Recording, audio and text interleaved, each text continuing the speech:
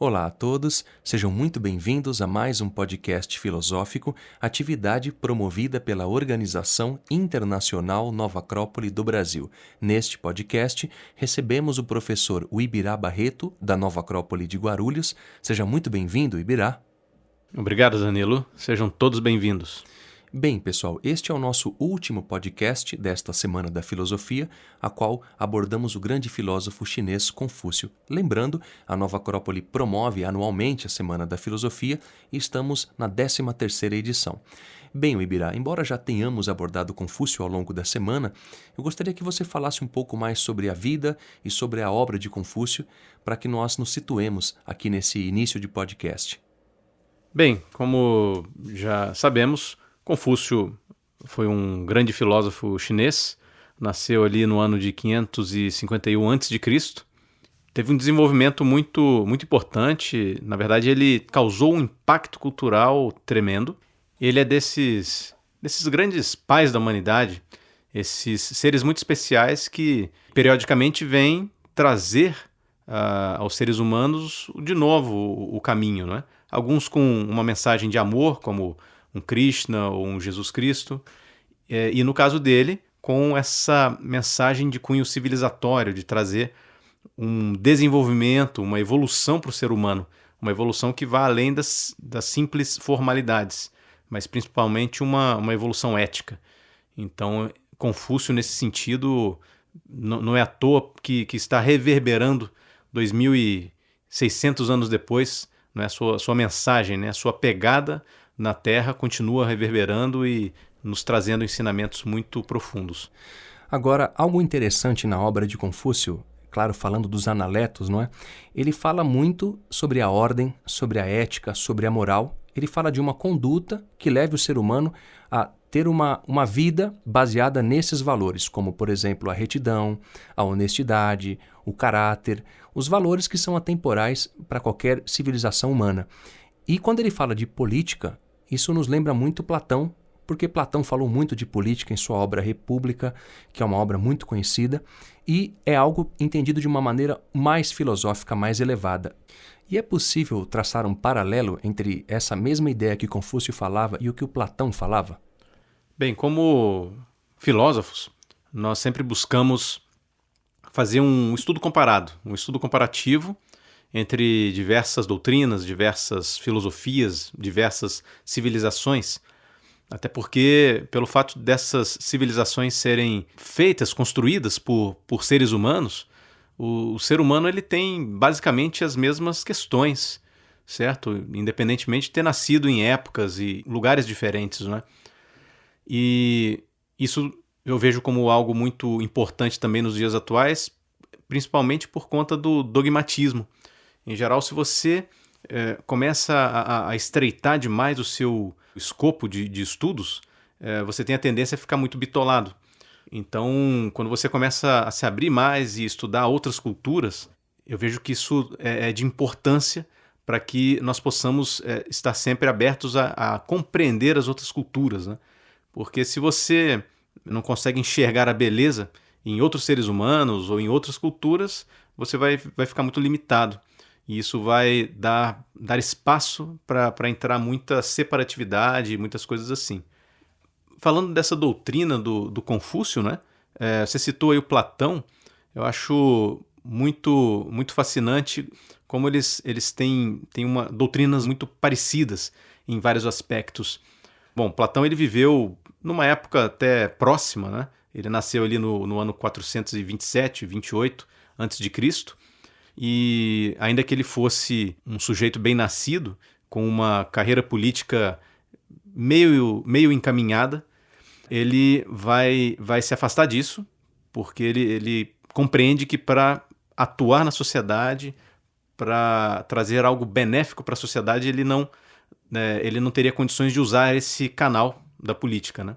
O que não ocorreu, por exemplo, com Confúcio. O Confúcio, ele também viveu tempos difíceis, mas ele pôde efetivamente aplicar as suas ideias filosóficas dentro do contexto do Estado. Então ele foi um funcionário público exemplar e conseguiu levar à prática toda essa questão da ética, né?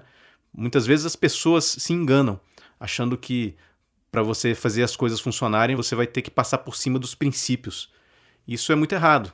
E quando você vê sujeitos como Confúcio atuando na vida pública de uma forma eficaz e ética, você tem um bom exemplo aí.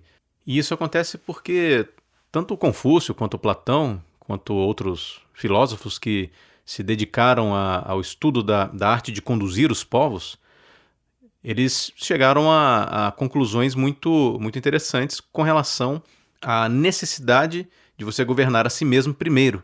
O Platão fala muito sobre o guardião da república, aquele que seria o homem de ouro, não é? Um homem que teria o ouro dentro do seu coração, por isso que ele não precisaria procurar fora. Aquele homem imbuído de um altruísmo, de um senso de serviço ao próximo, né? E quando o Confúcio nos fala disso, ele vai falar sobre o homem ju, ou o cavalheiro, aquele ser humano que tem um certo nível, um nível não apenas intelectual, mas principalmente um nível moral. Isso é o que o Platão chamava de aristos, os gregos chamavam de aristos, que seria esse homem superior. Isso não é uma questão de elitismo ou de se formar algum grupo, mas isso é uma questão bem prática mesmo, porque se você não possui as qualificações para exercer determinado ofício, é melhor que você descubra aquele ofício ao qual você se adequa ao melhor. E na visão desses filósofos, você vai ver que um homem, para exercer o poder político, precisa ser altruísta, precisa possuir um sentido de Estado, um sentido de responsabilidade para com o próximo, um sentido de missão muito, muito importante, não é? O próprio homem ju não buscaria o poder por uma espécie de sede de poder, uma sede desenfreada por exercer influências sobre os outros, mas principalmente ter o senso de responsabilidade, de ver que isso exige sacrifício. Não é um privilégio, é um sacrifício. E é muito prático também porque se um homem não possui essas características altruístas, é melhor que ele se dedique a outras coisas, não é? Se ele busca riquezas, se ele tem capacidade para gerar riquezas, então seria bom que ele se dedicasse a gerar riquezas para o Estado como um todo. O fato dele não poder exercer determinada função não significa que ele seja inferior, certo? Eu vejo uma questão aí de status também muito complicada nos dias atuais, de que você seria melhor porque ocupa determinado cargo. Isso não tem nada a ver, não é? Por mais humilde que seja a sua ocupação, se você a cumpre com um nível moral, com um nível de dedicação adequado, com amor, certo? E com um sentido de dar o seu melhor para a sociedade, né? Isso é nobre, isso é muito nobre. E é interessante porque esse Aristos grego e esse homem ju de Confúcio são aqueles que são melhores perante a si mesmos, e não ser melhor perante o outro por uma posse de bens, mas sim ser melhor em termos de moral, em termos de virtude. Agora, como se dá esse processo de formação deste cavalheiro ou desse Aristos? Esse é um ponto fundamental, né, na doutrina desses dois grandes filósofos. Você pega ali na República, do Platão, cujo tema principal é a justiça, né, mas fica muito claro ali que o grande pano de fundo é pedagógico, que para você chegar à justiça, você precisa chegar no Aristos, né? E ele não nasce pronto, né? Na verdade, esse líder, ele nasce e se faz, certo? Ele tem características inatas, características naturais, claro, porém, ele precisa passar por um processo pedagógico. E o Confúcio vai tratar muitíssimo disso, né? Todos os dois sempre vão ter doutrinas fundamentalmente pedagógicas. O próprio Estado deveria ser como esse grande condutor, não é meramente um administrador. Ele deve ser um condutor de seres humanos, levando os seres humanos da ignorância para a sabedoria.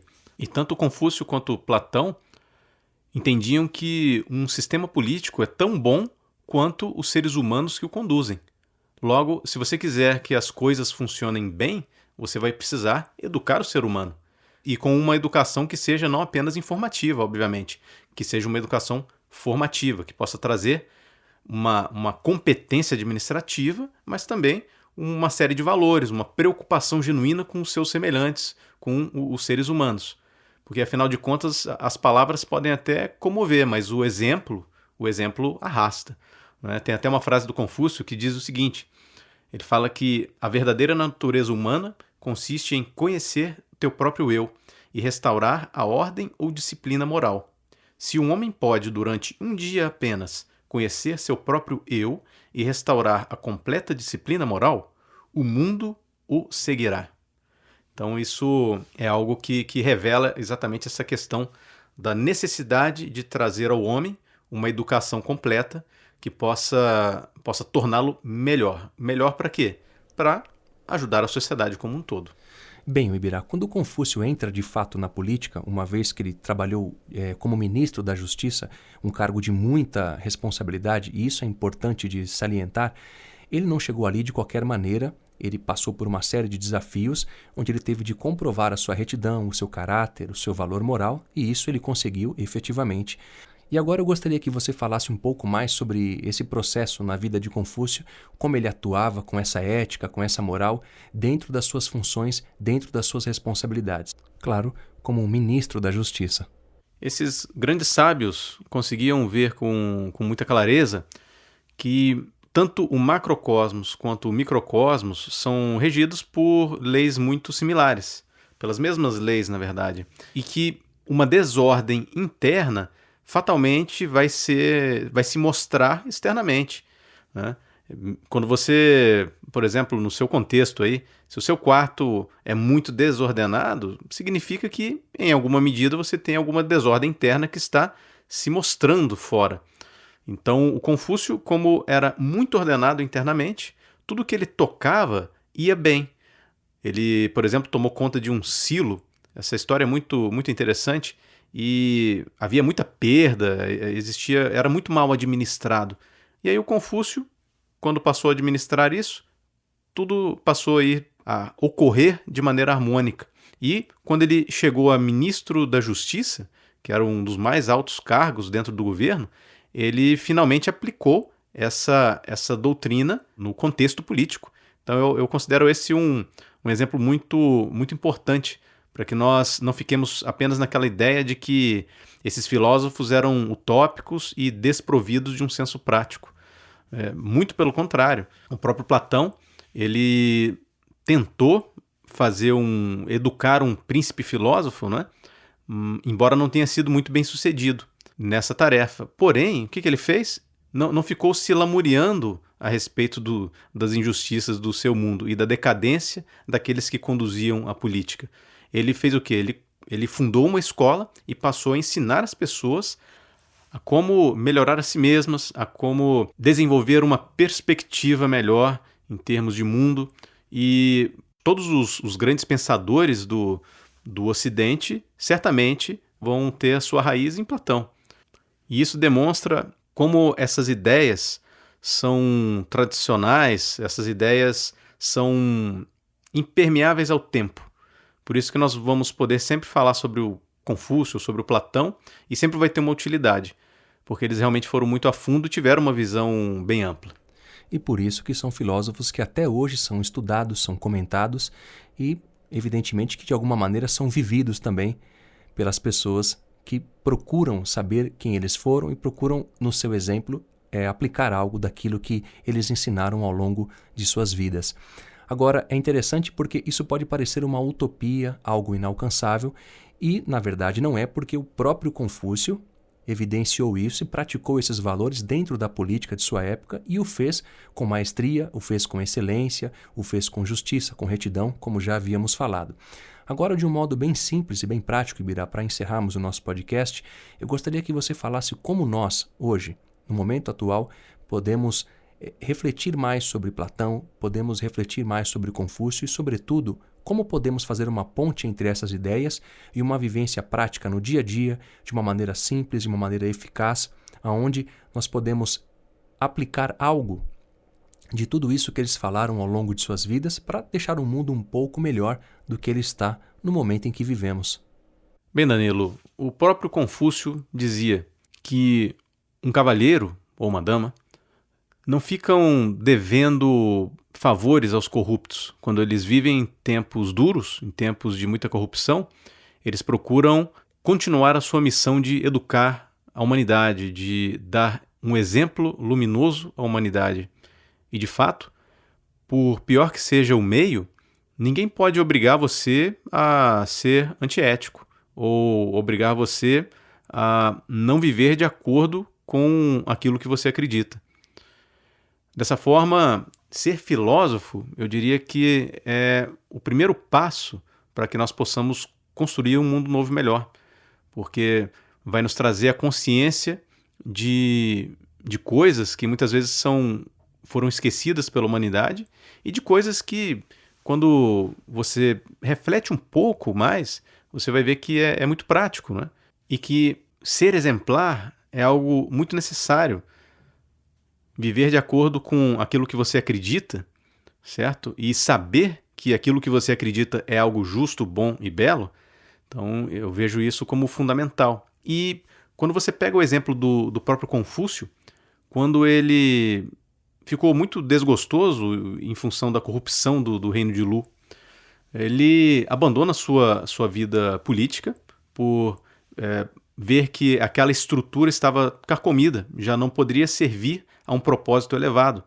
Ele não fica se lamuriando por conta disso e também não fica perdendo tempo com discussões estéreis.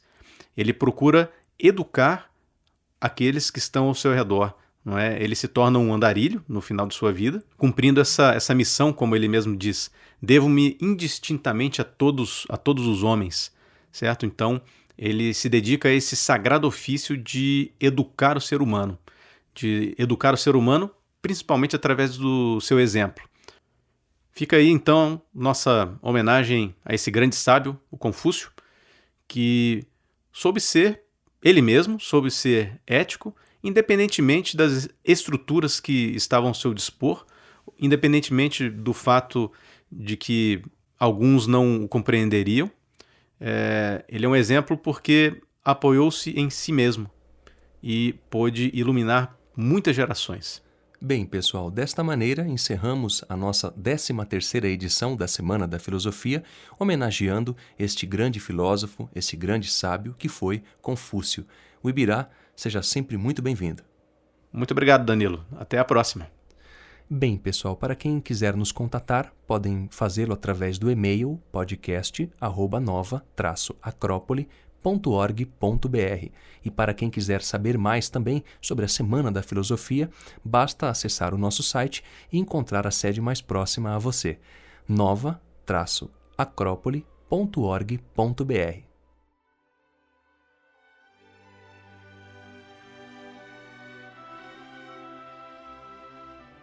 A trilha deste podcast é de autoria de Mozart e chama-se Andante para flauta e orquestra em Dó maior.